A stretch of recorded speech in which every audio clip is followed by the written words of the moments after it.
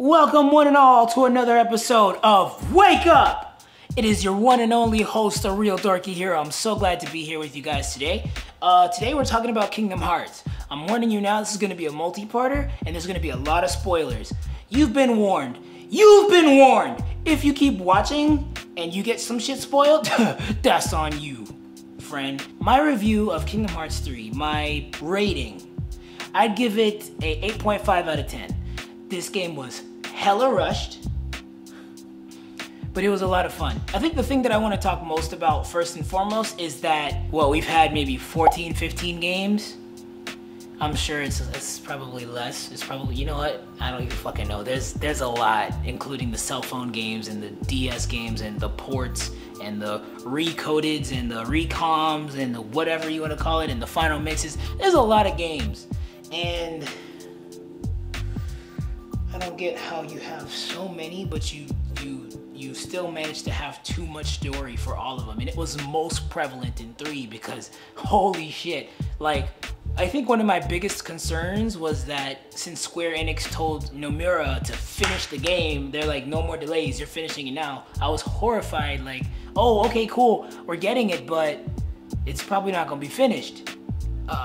Or something's just gonna suck. And I was right, but it wasn't bad. It wasn't super bad, it was just like, oh, okay. Oh, all right. There was moments that were rushed that didn't need to be rushed. By example, one of my favorite arcs was the Birth by Sleep arc. It was the most tragic. No hero, no pro tag from the start of that game walked away from it intact. All 3 of them were shattered in some capacity. Jesus, fucking Ventus and Roxas. Man, that's almost a video all its own. Like, that arc got resolved, but like, there was not enough time for it. There was Kingdom Hearts 0.2, A Fragmentary Passage, which takes place directly after Birth by Sleep, which is my favorite title of all of them. Fragmentary Passage, you play as Aqua and you see what happened to her after she fell to darkness. I actually found that kind of relieving, but annoying at the same time. Annoying because it was just like, this is just putting the tip in. Like, just give me fucking Kingdom Hearts 3. I don't need this shit. You could have put this at the start of Kingdom Hearts 3 instead of just making me get this little demo that is maybe just 4 hours long and then that's it. Like, come on, guy. That's quite literally DLC at the most. But I still enjoyed it because, like, I got to see what happened to Aqua, and we saw Mickey, and we saw Riku, and we saw Terranort. Like, yay! It was really cool to see him and to see that Terra was still in there and that he was fighting to get his body back. He wasn't gonna win, but it was still cool to see that. Now, when you connect that all the fucking way to 3, and you start with, we started with Aqua, it makes the most sense that Riku and Mickey would be the ones to go find her because those two spent more time in the Dark Realm than anybody else. Great, I was actually very happy that those 2 were the ones to go find her. And they found her.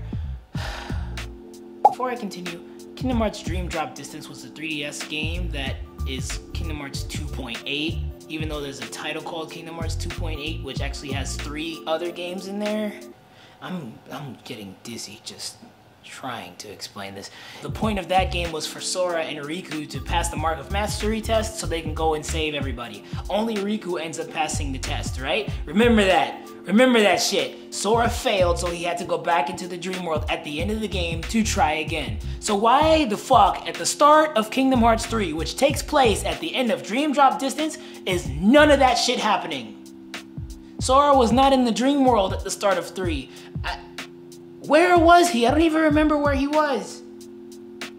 I don't remember where he was, but it sure shit wasn't the dream world because Donald and Goofy were there with him. And in Dream Drop Distance, they weren't even there because they couldn't go to the dream world because they had no reason to be there. Riku passed the test so he would be able to go find the Wayfarer Trio, as one of my friends like to call them. Okay, fine. I take that. I accept it. That's beautiful development that tells us that if it does anything else, if it does nothing else, that convinces us that Riku is in the position to actually save someone. But when we get to that stage in the game, oh, here we go. Now I know where to put this. Kingdom Hearts is Final Fantasy and Disney put together, but it's really just Dragon Ball Z. Why? Because we have all these badass characters with all kinds of abilities and techniques and Krillins and shit, but all everybody's doing is waiting for Sora to come save the fucking day. Oh my god, that shit made me mad. Because, first off, like I said, they developed Riku a lot. Like, he went through so much shit across every title that we've seen him in. Like, he's really come a long way with his fucking Toyota Corolla Keyblade looking ass. I'm still gonna cosplay that though. He came a long fucking way, and like, they made him look so badass, and like, and I don't mean aesthetically, I mean like, they made him so convincing, like he could whoop ass now. Like, we believed that shit because we went through it. And then the first time you get to play as Riku, you fight the Demon Tower.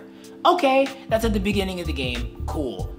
There's always gonna be a ridiculous boss fight that you don't wanna do to introduce you to the mechanics.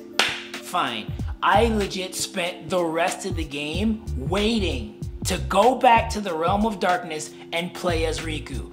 You only play as him twice, and both times is to do the same shit.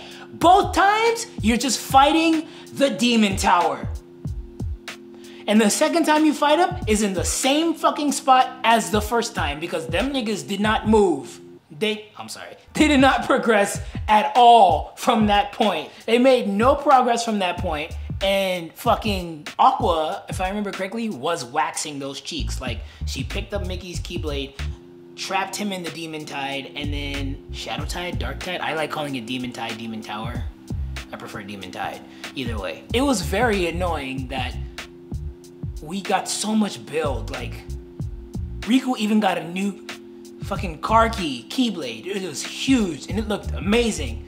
And he was useless against Aqua. That was his moment. Like, what some people don't realize, because they skipped a fragmentary passage, is it takes place throughout Kingdom Hearts 1 and it ends at the end of Kingdom Hearts 1. It shows you why Riku and Mickey were on the other side of the door when Sora was closing it. It shows you how they got there. Granted, Riku doesn't show up until the very last second. You just see him running to the door. We don't know where he came from or why he's there. We just see him run to the door, and then Mickey jumps up there, and he... Also, I thought it was kind of funny that, like, I'm so happy that there was canonicity? Continuity? I know that's the word, but I thought there was another word for canon. I guess not. It's just continuity. It's definitely not canonicity. Definitely not. No. That sounds like a terrible, like, VHS company or some shit. Well, Canon was a movie company. There you go. They make shitty action movies. I do like that it was made canon why Mickey was shirtless in Kingdom Hearts 1. Real quick, backstory about that. He was not allowed to be featured in the game. Like, as part of the licensing process to make this game, they were allowed to use certain Disney characters, but Mickey was not really allowed to be used. At the very most, a cameo, which is why he was tinted and they didn't have much of a design for him. They just had him in his traditional red pants and yellow shoes and white gloves. And then the next time we see him in Kingdom Hearts 2 and all the games after that, he has clothes. It's like, oh, why does he have clothes now? But he was almost naked in the first one. In a fragmentary passage, they actually show you why he's shirtless in that part.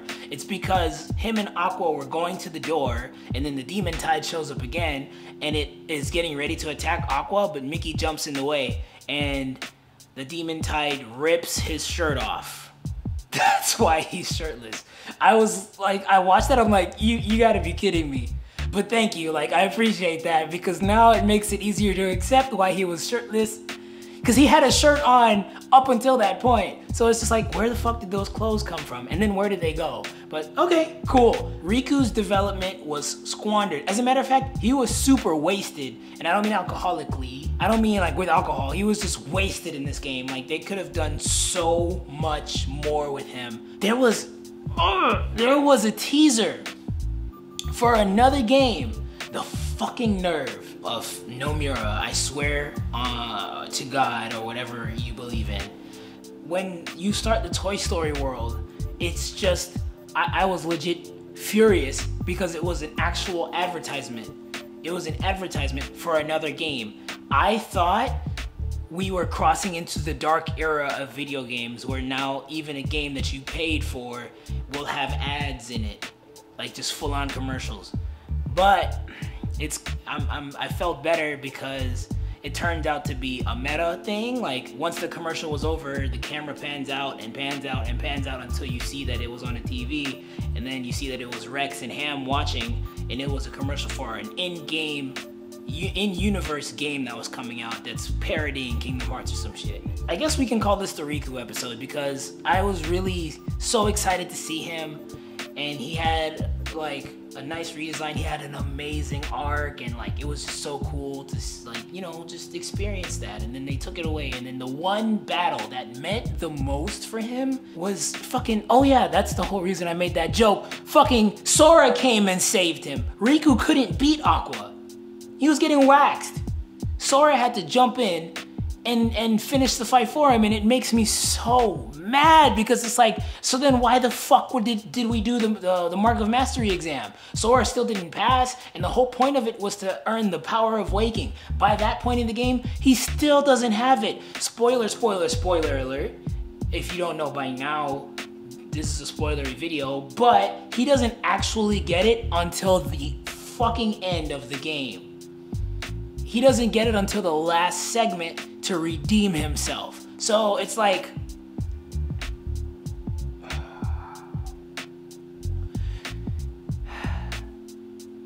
if you enjoyed this video, please like, share, and subscribe. Follow us on Facebook, Instagram, and Twitter at Dropping Loads Productions and a Real Dorkie Hero. Guys, it's always been fun to talk with you, and until next time, we love dropping loads.